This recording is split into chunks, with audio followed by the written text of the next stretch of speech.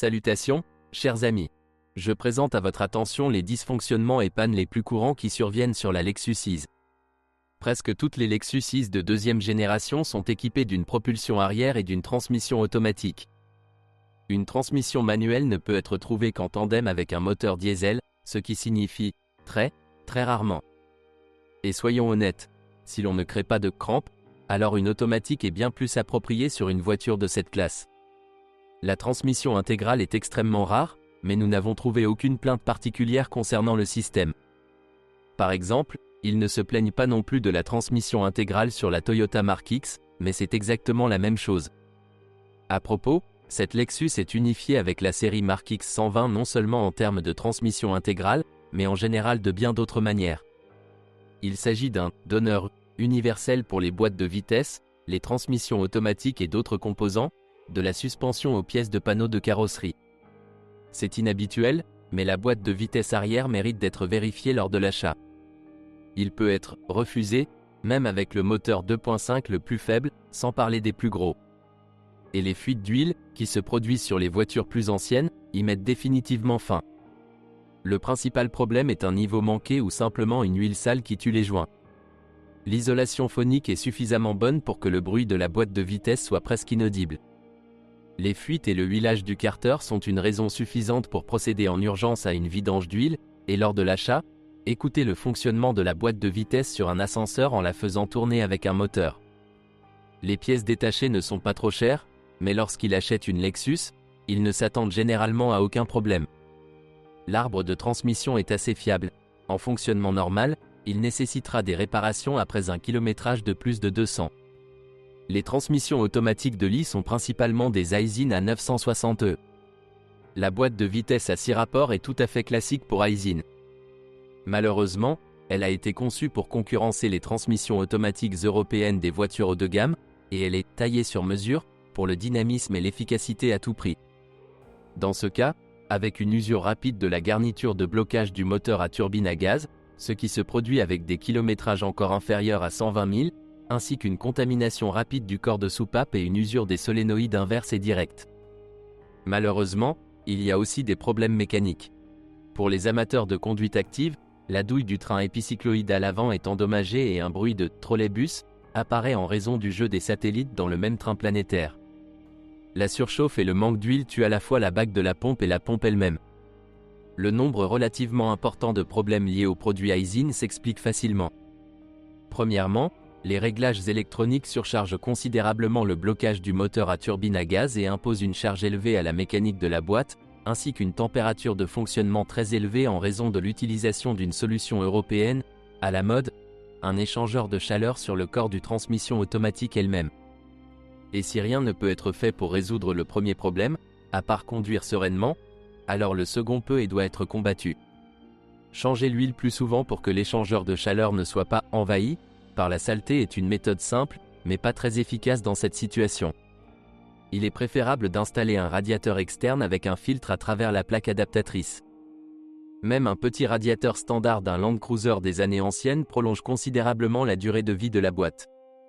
Eh bien, pour ceux qui aiment pousser le gaz jusqu'au sol et sont prêts à dépenser un peu d'argent pour cela, il existe une solution encore meilleure. Par exemple, installer une transmission automatique à 760E à 761H, conçue pour transmettre un couple jusqu'à 420 Nm, soit bien plus que les 300 Nm de la 960e transmission automatique. En outre, le 760 est moins sujet à la surchauffe et aux pannes, mais à d'autres égards, il est structurellement proche, même avec une conception de corps de vanne identique et un corps presque identique. En principe, l'A761H était installé de série sur l'IX2, mais avec des moteurs 3,5. Hélas, cela n'arrive pratiquement jamais avec les moteurs 2.5. Mais sur Lexus LC, LS, GX et LX, ce boîtier est facile à trouver. Vous pouvez installer un 760e encore plus puissant et moins cher en remplaçant le connecteur du câblage électrique, mais ce n'est pas une tâche très coûteuse et peut être effectuée par un électricien qualifié. Mieux encore, effectuer un ensemble de travaux, installer un sélecteur de 960 et remplacer 4 gros solénoïdes linéaires dans le corps de vanne. Si l'A960E tombe en panne, le remplacer par un 760-761e est la meilleure solution. Il faut juste se rappeler que son remplacement par un 760 par un simple remplacement de la puce entraînera très probablement un choc notable lors du passage avec une bonne traction de la deuxième à la troisième vitesse.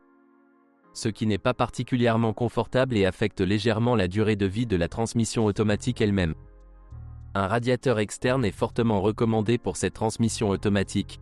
Par défaut, elle dispose d'un tel échangeur de chaleur, simplement en raison des caractéristiques de conception, la température du fluide qu'elle contient est légèrement inférieure. Et pour ceux qui souhaitent conduire et échanger un moteur 3.5, l'installation d'un A760E avec un radiateur et un filtre externe est indispensable. Le 960 ne résistera tout simplement pas à la charge accrue. Les quelques conducteurs diesel ne se plaignent pas de la boîte de vitesse manuelle.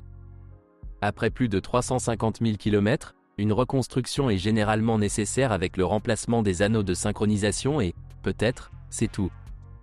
Les moteurs de la Lexus 6 de deuxième génération sont entièrement à 6 cylindres, à l'exception des 4 et 8 cylindres diesel en ligne sous le capot de la modification sportive. Certes, il n'y a presque pas de JZ légendaire ici. C'est un échange populaire. Comptez sur le 4G RFSE d'origine sur l'i250, le 3G RFE sur l'i300 américaine et le 2G RFSE sur l'i350. Sous le capot de l'ISF se trouve un V8-2 URGSE, mais aucune voiture de ce type n'a été vue en Russie. La série de moteurs GR est bien connue de nos compatriotes, car la très populaire Camry avec 3,5 dispose d'un moteur 2G RFE et a fait ses preuves. Les versions FSE se distinguent par l'injection directe, ce qui signifie qu'elles ont un équipement de carburant plus cher et capricieux et des difficultés de coquefaction des soupapes d'admission. En général, les moteurs sont assez fiables, la durée de vie du groupe de pistons dans des conditions normales est supérieure à 350 000 km, la durée de vie de la chaîne de distribution est d'environ 200 à 250 000, la conception des accessoires est réussie, mais là il y a encore des problèmes. La chose la plus désagréable qui puisse lui arriver est une panne du tuyau d'alimentation en huile externe VVTI. La conception composite, utilisée jusqu'en 2008, se dépressurise parfois et le moteur reste sans huile pendant plusieurs minutes. Sous charge, cela signifie une mort rapide. Il est fortement recommandé que le tube soit inspecté et remplacé par la pièce numéro 15 772 31 030, entièrement en métal. La durée de vie de la pompe est tout simplement ridicule. Déjà à des kilomètres allant jusqu'à 50 000, cela vaut la peine de la vérifier attentivement et il est préférable de la changer à peu près au même intervalle. Remplacez-le uniquement par un neuf et de haute qualité et vérifiez-le à chaque entretien. L'un des petits désagréments est que les embrayages VVTI font un bruit de cognement, et ce bruit est souvent confondu avec le bruit de chaînes usées. Le problème apparaît à faible kilométrage, ne pose pas de problème particulier, on peut rouler ainsi, mais c'est cher à traiter, en remplaçant les accouplements eux-mêmes. Un autre problème possible est principalement associé au moteur 4G RFSE, 2G RFSE à installation longitudinale, et il est simplement appelé PPS. Ce n'est pas ce que vous pensiez, mais un problème de 5e cylindre, mais cela reflète assez précisément l'essence du problème. Dans une configuration montée longitudinalement, le 5e cylindre souffre du fonctionnement de l'EGR, d'un refroidissement insuffisant, du délestage du catalyseur et des fuites d'admission. Il est vrai qu'il souffre moins de l'admission sur la IS que sur la GS, mais en général, le 5e cylindre de ces moteurs est toujours le premier à souffrir. Il en résulte un collage des segments et une usure précoce du piston et de l'alésage du cylindre. Lors de l'achat, vous devez vérifier la compression dans le 5e cylindre, il est préférable de faire une endoscopie, et pendant le fonctionnement, désactiver l'EGR ou installer un filtre dessus. Pour les moteurs à injection classique, le problème existe, mais il est moins prononcé, puisque leur EGR est moins actif. Et bien sûr, dès les premiers signes de perte du catalyseur, il faut le changer ou le retirer. Sinon, attendez-vous à des dommages au groupe cylindre-piston dus à la poussière de céramique. Tous les 40 à 50 000 km, il est recommandé de nettoyer les soupapes d'admission pour éliminer les dépôts, sinon la puissance sera considérablement réduite. Cette procédure n'est pas nécessaire sur les moteurs à injection conventionnels, par exemple ceux avec 2G RFE ou 3G RFE, mais sur les IS 250 classiques avec 4G RFSE elle est fortement recommandée, sinon vous pouvez attraper un morceau de coke sous la soupape ou même gratter l'alésage du cylindre. En plus des problèmes des moteurs eux-mêmes, il faut absolument vérifier l'état des radiateurs.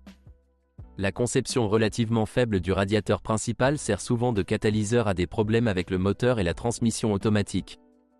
Surveillez bien les fuites, et il vaut mieux remplacer le radiateur par un bon radiateur non d'origine, par exemple Baer, et non japonais.